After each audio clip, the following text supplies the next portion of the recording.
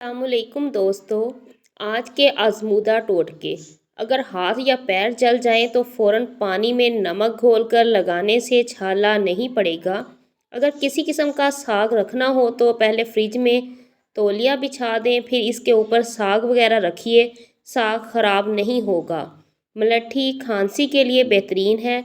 ज़रा सी मलट्ठी खाने से खांसी काफ़ी हद तक बेहतर हो जाती है, लेकिन मलट्ठी ज़्यादा खाने से फशारे खून ज़्यादा होता है। चमड़े का जूता बदनुमा हो जाए तो इस पर तारपीन का तेल मलने से जूते का रंग बदनुमा नज़र नहीं आएगा, बल्कि रंग दोबारा निखर आएगा। अगर अचार ख़राब होने लगे तो इसमें लीमू का अरक या सिरका शामिल करने से अचार ख़राब नहीं होगा। अगर आप ऊनी कपड़ों पर फटकड़ी पीस कर छिड़क दें तो कपड़े पर बरसाती हवा और कीड़ों से महफूज रहेंगे। अगर कपड़े पर स्याही का धब्बा लग जाए तो इस पर मोमबत्ती लगाकर धोएं। पेट के दर्द में करेलों का पानी पीने से आराम आ जाता है।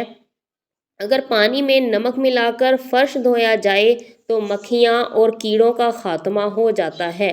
सर्दियों में चाय बनाते वक्त ज़रा सी दालचीनी डालने से चाय खुशबूदार होगी और गले के लिए भी बेहतर रहेगी। प्याज को काटने के बाद अगले दिन के इस्तेमाल के लिए मत रखें। ये एक ही रात के इंतहाई जहरीला हो जाता है और बैक्टीरिया टॉक्सिस पैदा हो कर देता है, जिससे पेट की बीमारियां जन्म लेती हैं। अगर कपड़े पर लोहे का जंग लग जाए तो दाग पर लस्सी डालकर कपड़े को मलें, दाग उतर जाएगा। बाज़ लोग पाए की बदबू की वजह से इन्हें पकाने से घबराते हैं, लेकिन अगर पाए गलाते वक्त इसमें थोड़ा सा सफ़ेद ज़ीरा, दालचीनी और लौंग डाल दी जाए तो घर में नागवार महक नहीं आएगी और पाए भी मज़ेदार बनेंगे। अगर सब्ज़ धनिए को कई दिनों तक ताज़ा रखना चाहते हैं तो इसे अखबार में लपेट कर फ्रिज में रखें।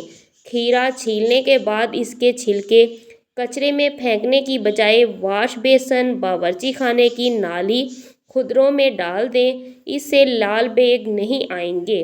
बरसात के मौसम में अक्सर नमकदानी में पड़े नमक में सीलन हो जाती है। इसमें 4-5 चावल के दाने डाल दें, नमक नमी से महफूज रहेगा। चीनी के मर्तबान में अक्सर चूंटियाँ लग जाती हैं, इसलिए मर्तबान में 2-4 लौंगे डाल दें, चूंटियाँ चीनी से दूर रहेंगी। अंडों को उबालने के बाद इनका पानी ज़ाया मत करें, बल्कि अपने पौधों को डाल दें। इनकी नशोनुमा में हैरत अंगेज़ इजाफ़ा होगा।